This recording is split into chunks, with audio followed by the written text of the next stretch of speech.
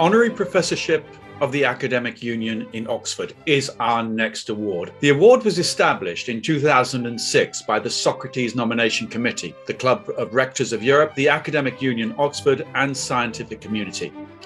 The bestowment of this honorary title is a symbol of recognition of merits and expression of gratitude to people who promote integration and development in the field of science, education, innovation, and culture.